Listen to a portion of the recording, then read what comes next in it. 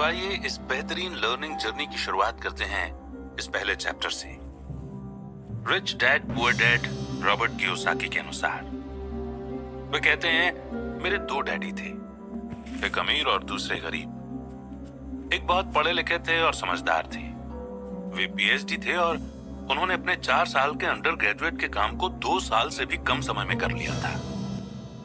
इसके बाद वे आगे पढ़ने के लिए Stanford university, university of Chicago और नॉर्थ वेस्टर्न यूनिवर्सिटी गए और ये सब उन्होंने पूरी तरह से स्कॉलरशिप के सहारे ही किया। मेरे दूसरे डैडी 8th क्लास से आगे नहीं पढ़े थे। दोनों ही अपने करियर में सक्सेसफुल थे। दोनों ने जिंदगी भर मेहनत की थी। दोनों ने ही काफी पैसा कमाया था, पर उनमें से एक पूरी जिंदगी पैसे के लिए परेशान होता रहा। दूसरा हवाई के सबसे अमीर लोगों में से एक बन गया।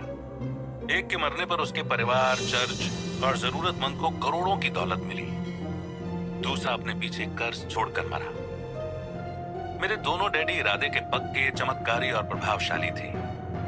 दोनों ने मुझे सलाह दी, पर उनकी सलाह एक जैसी नहीं थी।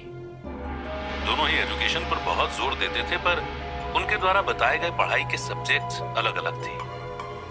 अगर मेरे पास सिर्फ एक ही डैडी होते तो मैं या तो उनकी सलाह मान लेता या फिर उसे ठुकरा देता।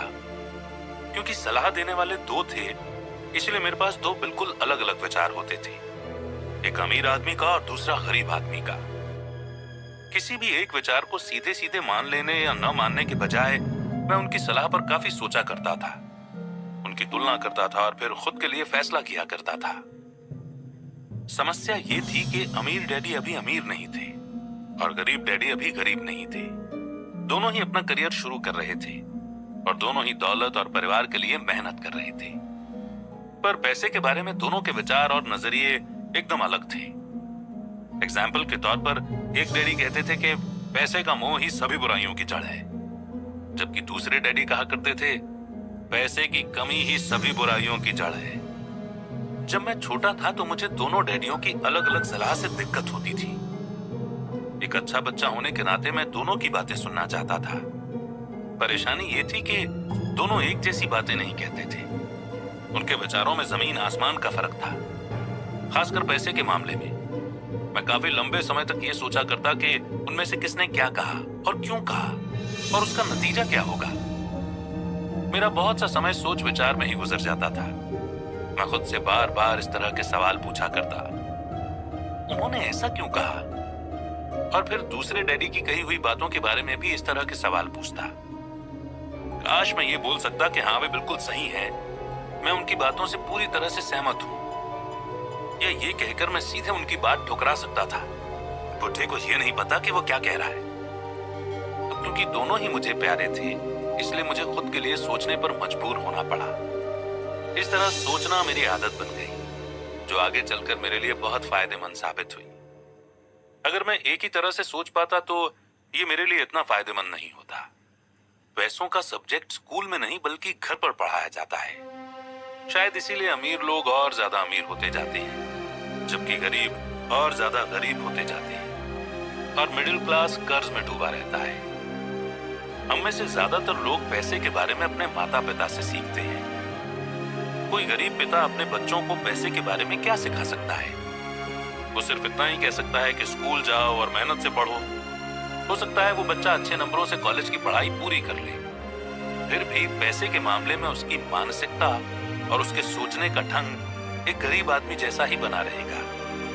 ये सब उसने तब सीखा था जब वो छोटा बच्चा था। पैसों का टॉपिक स्कूलों में नहीं पढ़ाया जाता। स्कूलों में एकेडमिक और प्रोफेशनल स्किल्स पर जोर दिया जाता है, न कि पैसों से जुड़े स्किल पर।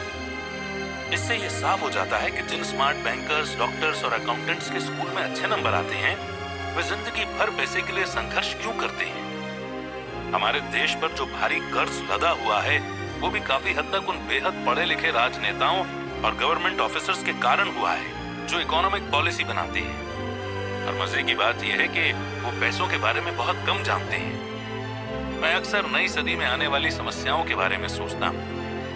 तब क्या होगा जब हमारे पास ऐसे करोड़ों लोग होंगे जिन्हें फाइनेंशियल और मेडिकल हेल्प की जरूरत होगी।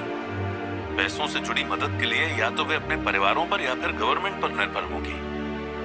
क्या होगा जब मेडिकेयर और सोशल सिक्योरिटी के पास का पैसा खत्म हो जाएगा?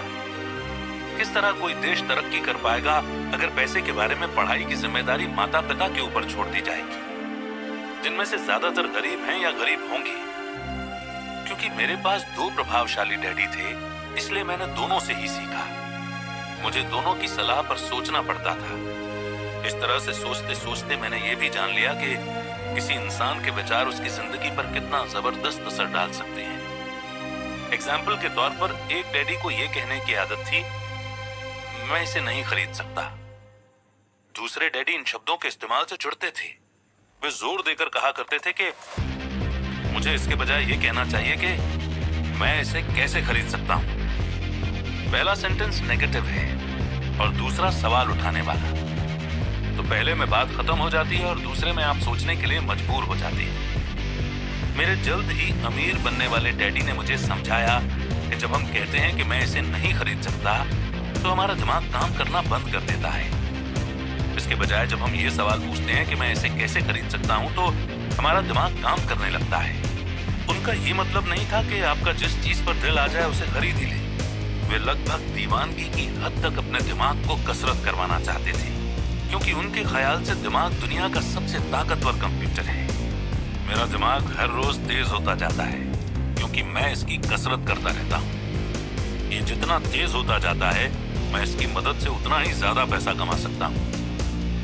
उनका मानना था कि ये कहना कि मैं इसे नहीं खरीद सकता दिमागी आलस की पहचान है। हालांकि दोनों ही डैडी अपने काम में कड़ी मेहनत करते थे, पर मैंने देखा कि पैसे के मामले में एक डैडी की आदत ये थी कि वे अपने दिमाग को सुला देते थे और दूसरे डैडी अपने दिमाग की लगातार कसरत करवाते रहते थे। और इसका लॉन्ग टर्म नतीजा ये हुआ कि एक डैडी फाइनेंशियल रूप से बहुत अमीर होते चले गए, जबकि दूसरे डैडी लगातार कमजोर होते गए। इसे इस तरह से समझें कि एक इंसान हर रोज एक्सरसाइज करने के लिए जिम जाता है, जबकि दूसरा इंसान अपने सोफे पर बैठकर टीवी देखता रहता है। शरीर की सही एक्सरसाइज से आप ज्यादा हेल्दी हो सकते हैं और दिमाग की सही एक्सरसाइज से आप ज्यादा अमीर हो सकते हैं। आलस से सेहत और पैसा दोनों का नुकसान होता है। मेरे दोनों डैडियों की मेंटालिटी में जमीन आसमान का फर्क था। पुअर डैडी की सोच थी कि अमीरों को ज्यादा टैक्स देना चाहिए ताकि बेचारे गरीबों को ज्यादा फायदा मिल सके, जबकि अमीर डैडी कहते थे कि टैक्स उन लोगों को सजा देता है जो कुछ प्रोड्यूस करते हैं और उन लोगों को इनाम देता है जो प्रोड्यूस नहीं करते। पुअर डैडी सिखाते थे कि मेहनत से पढ़ो ताकि तुम्हें किसी अच्छी कंपनी में जॉब मिल जाए, जबकि अमीर डैडी की सीख ये थी कि मेहनत से पढ़ो ताकि तुम्हें किसी अच्छी